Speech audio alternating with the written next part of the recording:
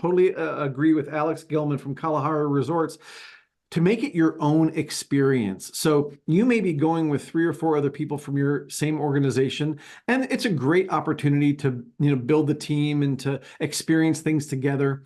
But it's also a great opportunity for you to figure out those things that interest you and that you want to go to. It's totally okay to break from the herd and go to a class that maybe nobody else has an interest in, or go to a booth that nobody else wants to stop by again.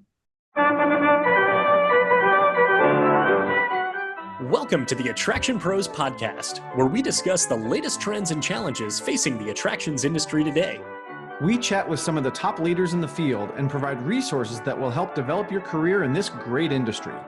I am Josh Liebman. I am obsessed with the guest experience and helping attractions make that their top priority for success.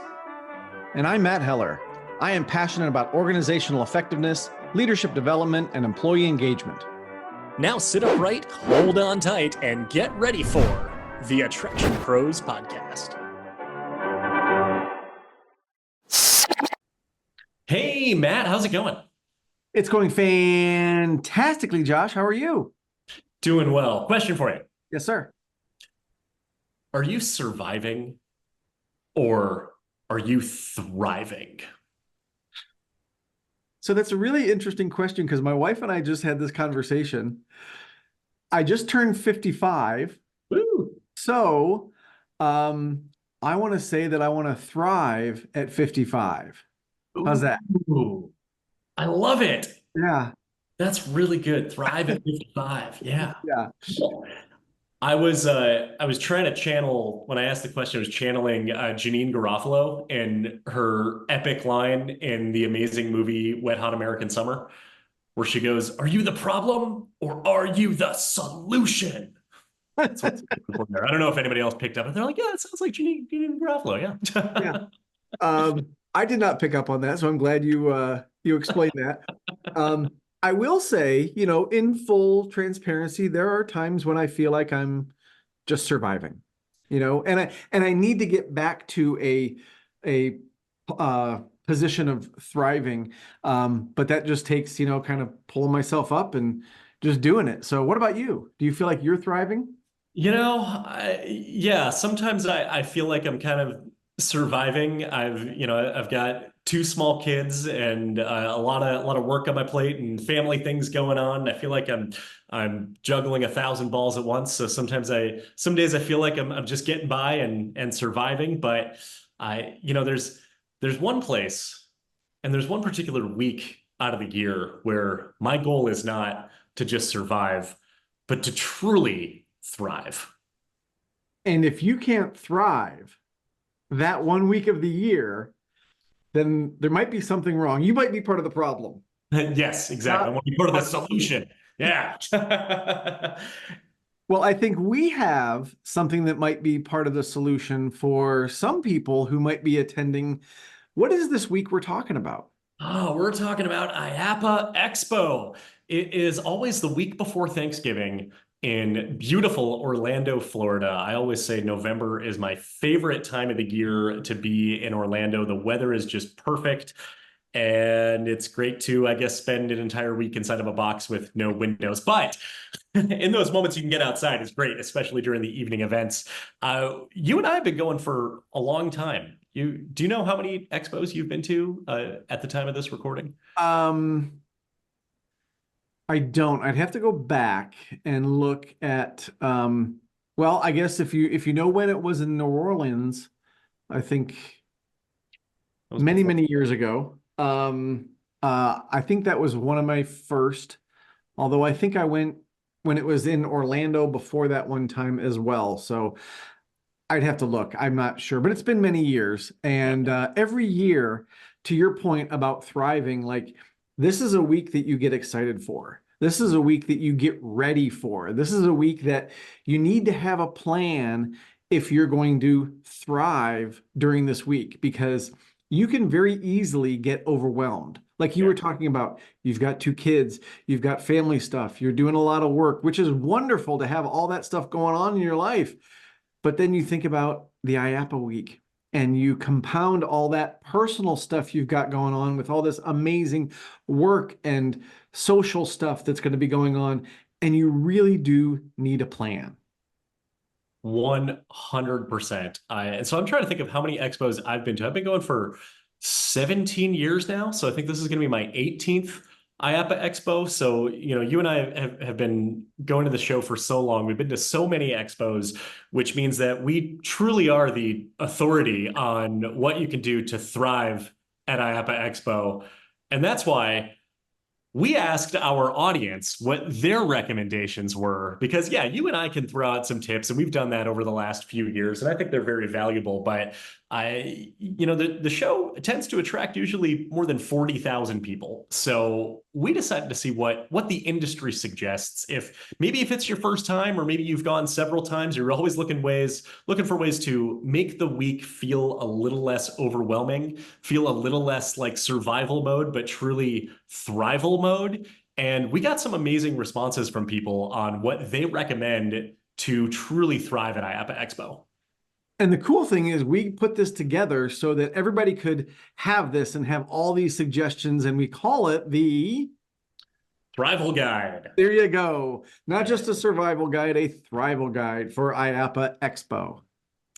So should we cover maybe some of the, just a few of the amazing submissions that we got? And then, by the way, if you want to download the full guide, it'll be available in the show notes, and you can click on it and you can download it and you can see what other people have to say for it as well. But I think, it would be nice to cover a few of maybe some of the top highlights that we saw.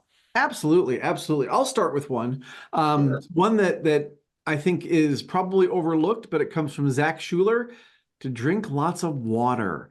There's lots of opportunity to sample things like Dippin' Dots and beaver tails and whatever other, wonderful, delicious treats they have in store. But you're going to be walking a lot. You're going to be talking a lot. You're going to be, maybe more active than you typically are. Maybe not.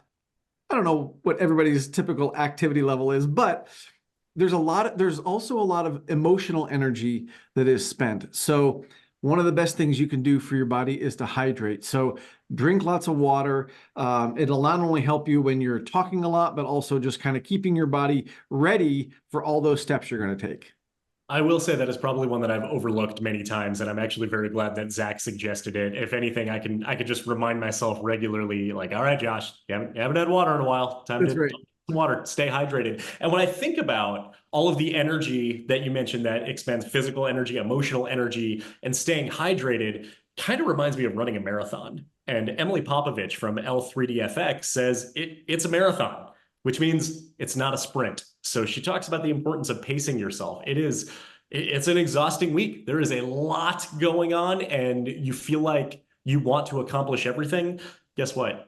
You can't accomplish everything. The show floor itself, what do they say? Is it 9 miles of aisles? The amount of steps that you can get, the amount of exhibitors that are on the show floor. And that's just the trade show floor. The amount of education sessions that go on at the same time concurrently, the amount of events that are going on. You can wear yourself thin pretty quickly. And I appreciate Emily sharing that advice, because I can also speak from personal experience that I have worn myself out pretty quickly at IAAPA Expo. And by the end of it, I just feel like just a giant blob with no energy left whatsoever. So pacing yourself I would say goes hand in hand with drinking lots of water. Absolutely. Well, and on the maybe other end of that scale, like we talked about planning, and we can talk more about that, but I also really appreciate what Rachel from Castle Fun Park says, is to don't pack your schedule too tightly, because you need to have some wiggle room. You need to have some time where something might catch your eye and you want to go check it out. But if your schedule is too packed back to back to back to back, you won't have that opportunity. So there is a delicate balance between finding those things that you want, doing your research to be able to figure out what classes you want to go to, what edu talks you want to go to, what receptions you want to go to, what booths you want to visit, all of those things. But at the same time, keeping some room in your schedule so you do have some time. If there's somebody you met on the trade show floor, hey, you want to grab coffee tomorrow morning? Yeah, let's do that. So you have the opportunity to do some of those more impromptu things, because it's amazing. Like if you're a first timer, it's amazing how many people you're going to meet, number one, how many people you're going to want to talk to, and also how many of those things just pop up throughout the week. You want to grab coffee, you want to go out for a drink, you want to do this. Hey, there's a party over here. Hey, there's this over here. So there's all those things that you really, you do have to balance your schedule and figure out what are those things you definitely want to go to, but also leaving room for those things that you don't even know about before you go. Yeah, exactly. I think that's so important. Adam Sharp also mentioned talking about planning ahead, and several people talked about creating a plan. And there's one thing that I noticed that he said that I think is also just as an important reminder as drinking water, and that's have lunch. And it sounds so simple. Well, why would I not have lunch? Well, because you're in a box with no windows and you have no idea what time it is and where the time is going. And there are several lunch options. Yes, you can go to the amazing food vendors and stand in line and you can see the new samples of what's the latest flavor of beaver tails and all that. However, spend some money. There's a food court. There's a cafeteria style. There's a place on the concourse, on the South Concourse. So look for those opportunities that's something I've had to tell myself in recent years of, Josh, eat some real food. I've lived off of protein bars and Connie's Pizza and Noble Roman's Pizza and Perky's Pizza, and I can list off all of those, and then I've realized no, I need to go upstairs to the cafeteria and buy a slice of pizza. Yeah. Because the pizza that you had on the trade show floor is not enough. You need to go buy You're right. Yeah, yeah, another yeah. slice of pizza. I think I may have just talked myself back into just doing a tour of the sale. Yeah, yeah, yeah, yeah. Well, along those lines, when you are on, let's just take the trade show floor, and maybe you're with a couple of people that you are traveling with, and you're kind of staying with them. It can be easy to kind of allow yourself to go on their schedule and go to booths that they want to go to, or go to the classes that they want to go to. And I highly encourage and totally agree with Alex Gilman from Kalahari Resorts to make it your own experience. So you may be going with 3 or 4 other people from your same organization, and it's a great opportunity to, build the team and to experience things together. But it's also a great opportunity for you to figure out those things that interest you and that you want to go to. It's totally okay to break from the herd and go to a class that maybe nobody else has an interest in, or go to a booth that nobody else wants to stop by again, because you want to make that experience your own. One of the things that I know quite a few groups do is they will intentionally go to different classes and then meet up later on and say, what did you learn? What did you learn? What did you learn? So it's a bit of a divide and conquer, but it really helps expand the experience that you could have. So not everybody's going to the same booths and not everybody's going to the same classes. So don't be afraid as you're planning to make it your own. Yes, I agree with that 100%. I can't tell you the amount of times I see large groups moving, like I said, in a herd or in a pack, and then they go out to dinner and eat at an offsite restaurant, and then they come back to the booth the next day, and they all spend the whole day at the booth together, and then they're all, talk to strangers is one Yeah. of the things that we have always said. I don't know if that's the submissions, but if you do that together, you don't get to expand your network. And I love what you said of divide and conquer at the sessions, of so many sessions happening at the same time, of saying we want to leverage the benefits of all of these. And that ties into Cheryl Bindleglass. She said, take the time to select sessions that are important to you. But I'm also going to point out that Cheryl gave what I think is usually the number one tip that I always think of when I think of what's the best advice for IAAPA Expo: wear comfortable shoes. I have thankfully started doing that in more recent years, and I can tell you my feet thank me at the beginning and end of every single day. There have been many years where I would wake up every single morning and I like wouldn't have skin on the back of my feet because I was, you're dressed up, right? You're expected to be in business attire, or at least business casual attire, and walking so much, but find the balance. I used to sometimes just get those Dr. Scholl's, the gel inserts on the shoes, make it feel like you're getting a little massage as you're walking. And I will also actually tie in this with, because this person was anonymous, they didn't want to be credited, so I'll tie them in this with as well. They said pack lozenges and headache meds. So you could just say ibuprofen. I proactively take a couple Advil at the beginning of every day. I do that knowing that, and comboing that with wearing comfortable shoes, I feel so much better. I literally feel in less pain than I otherwise would if I didn't do those two together. And the lozenges are extremely important. I lost my voice last year, and I plan to not do that this year. I don't know if I told you that story. You did. Yeah. Yeah. Yeah. Won't repeat it here, but I lost my voice on Monday, Yeah. and I don't want to do that again. Absolutely, absolutely. Well, I wanted to echo the wearing comfortable shoes piece because Jamie Flaherty from TapVam says prioritize comfort. And I think it's interesting, especially as a first-time attendee, you might wonder, what do I wear? Like you talked about business casual, business suits. There's very few people, unless they're at the upper echelon of the association or the industry, that are wearing suits and ties, right? This is not, for the most part, a suit and tie type of association or conference. So be comfortable, look nice, but I think the important thing is you're going to be on the go for 5 days, 6 days, depending on when you get there and when you're leaving. And you want to look nice, of course, but you also want to be comfortable. You know, I think back to your example with the feet. And if you are someone who needs to spend a lot of time on the trade show floor and your shoes are not conducive to walking a lot, then you're going to want to sit down a lot. You're going to want to stop. You're going to want to rest. And that's okay. That's human nature based on your feet not being comfortable. And you're not going to get to all the places you need to go. So, you know, it's not necessarily a fashion statement. It's about comfort. And you're going to see people that are in kind of suits or, you know, jackets and everything, and they've got sneakers on. So don't think that you have to, you know, overdress for the occasion. Look nice, look professional, but don't be afraid to be comfortable. Yeah, exactly. So that's, I would say that's a pretty good sampling of many of the responses that we got for our Thrival guide. And again, if you want to download the full guide, it's in our show notes. We highly recommend it, especially if you are going to IAAPA Expo, which is November 18th to the 22nd, 2024 at the Orange County Convention Center. But before we wrap up here, Matt, I know that you agree with a lot of these, but is there anything that you would throw in here as well of what are some of your tips to thrive at IAAPA Expo? Absolutely. And these are things that I honestly, as I was looking through some of these responses, that kind of popped to my mind that I don't know that we've ever talked about before. You know, we talk a lot about networking and going up to people and talking to them. I think it can also be important to have an exit strategy for that Yes. conversation.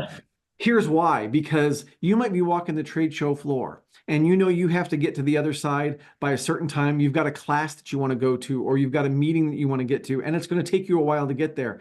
So if I run into Josh and we are just talking away on the trade show floor, I don't want to be, you know, looking at my watch the entire time. Like, am I going to get out of here? Like I've said to people, like we meet at the trade show floor, we're starting a conversation. I said, just so you know, I need to leave in about 10 minutes because I need to get to a class. Everybody understands. You're not being rude. You're just letting them know that you've got someplace to go. So have an exit strategy for some of those conversations. That's one of them. And if you don't have that class to go to find a way to wrap up, to say, oh, it was so great running into you. Let's connect again. Are you going to this event? Maybe I'll see you there later. Exchange contact info. And there have been many times where I've been in a conversation that is just purely dead-ended But it's still going. all right, see ya. and, Yeah. and we're staying in the same room and everything. You know, it's funny. You said like if you run into me, you might say that. Now that I think about it, you and I don't really talk that much to each other at trade show floors because I think we both are very busy, but we also both know that each other is very busy too. So I think we have those quick hits, and then most of our conversations, of course, are on Zoom like this. Exactly. I have a feeling that the time that I probably will see you the most is Monday afternoon. What's happening Monday afternoon? Well, I think we're doing a session together about the guest and employee experience. And I think it's going to be kind of a workshop. So I think we'll see each other then. We will. It's from 4 until 5:30 p.m. On the South Concourse. You can look up the exact room type. But in addition to that, we're also hosting an event. That's We are right. hosting the Attraction Pros Meetup. This is on Sunday night.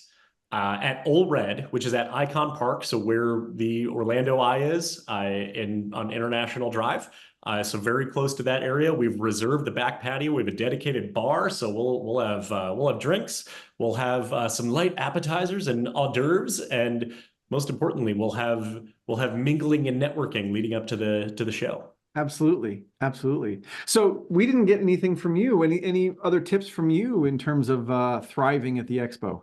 So I echo a lot of the things that people have submitted and a lot of the things that we mentioned here. If I were to kind of sum up what I feel goes into the most effective IAAPA Expo is really planning ahead and planning your time accordingly. If there are people you want to meet with, put a time on the calendar and have a location to meet with them. I was just emailing with a client this morning and saying, when can we meet? And they said, well, I'm sure we'll run into each other throughout the expo. We might not. If we do, it might not be in a circumstance where we can actually have a conversation that we want to be able to talk about. So plan those meetings in advance, whether it is at an exhibitor's booth, if it's with an exhibitor. If you are an exhibitor, then you've got your office space that I put in air quotes. That's your real estate on the show floor. Otherwise, if you're an IAAPA member, there is the IAAPA member lounge. That's where I'll be scheduling the majority of my meetings. Even if it's just a walking meeting, there was one I did last year where Rob, Laura, and I from Zoo Miami, we walked around the show floor, and that was how we talked. That was how we met, and we were able to cover a lot of things that he's got going on, that I've got going on. We ran into people, and it was really nice. Then we ended up having lunch together actually too with that. So I also checked the box of making sure we have lunch. I would say to plan for structure and plan for time to be unstructured.